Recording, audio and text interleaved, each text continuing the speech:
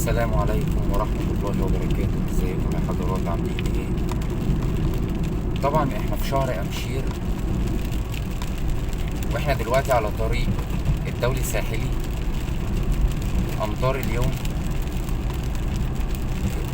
كانت على الصحراوي في اسكندرية في برج العرب، واحنا دلوقتي متجهين للزراعي.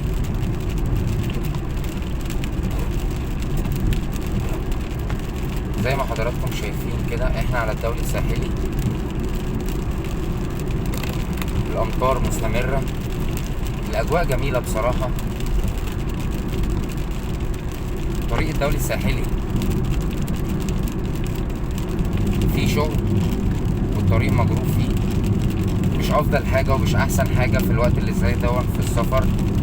طريق ضيق وعلينا. احنا دلوقتي خرجنا من الصحراوي في اتجاهنا للزراعي، لكن طبعا في بعض الاماكن الطريق بيوسع وبيبقى بشكل ممتاز.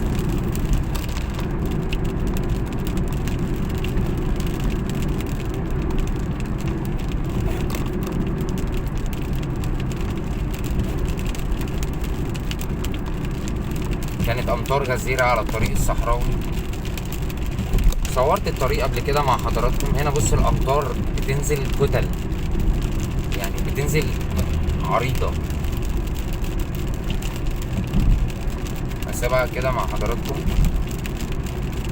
طبعا التصوير مش باين، الطريق مش باين، الامطار في لحظة زي ما حضراتكم شايفين كده. لو سبت المساحات ابتدت تخف شوية.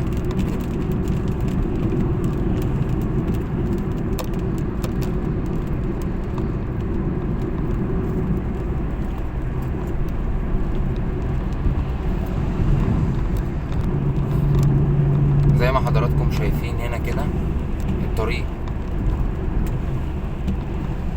مجروف، هنا هيتم سفلته.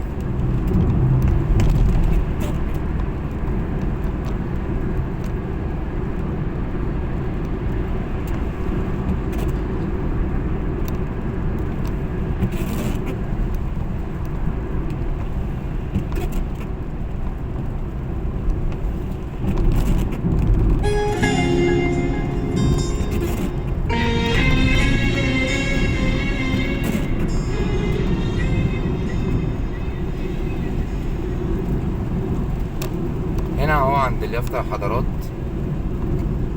على القاهرة 200 كيلو.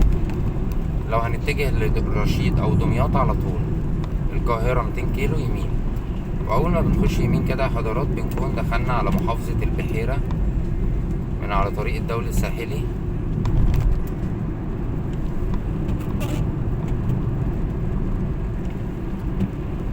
طبعا نتمنى ان الطريق يبقى في افضل حالاته الزراعي بعد التعديلات اللي حصلت. انا صورت لحضراتكم الطريق من فترة قريبة، الطريق الزراعي، بس عايزين نشوفه بردك مع الامطار الوضع فيه عامل ازاي.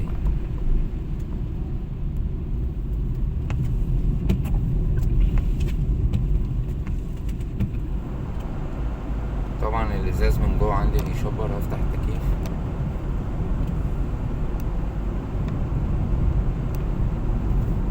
دي الدخلة يا حضرات اللي بتدخلنا من على الطريق الدولي الساحلي لطريق الزراعي.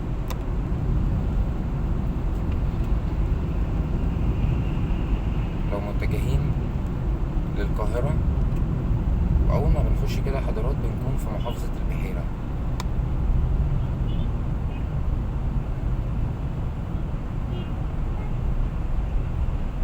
طبعا هيكون في تكدس مروري. واحنا هنا كده يا حضرات طلعنا على الزراعي. الامطار خفيفة هنا على الزراعي.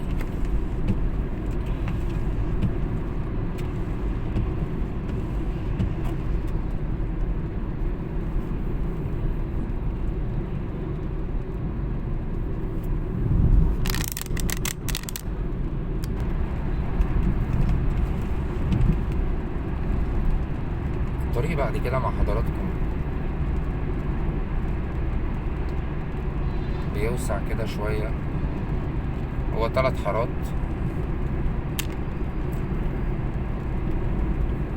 بس ناشف، مع ان على الصحراوي كانت الامطار شديدة والطريق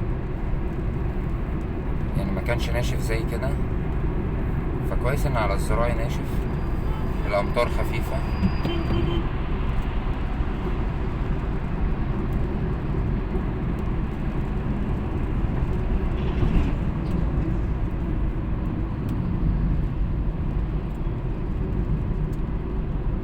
في فيديو اخر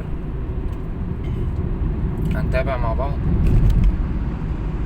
ايه اخر تغيرات الطريق واحداث الطقس على الطرق. وشكرا لحضراتكم والسلام عليكم ورحمة الله.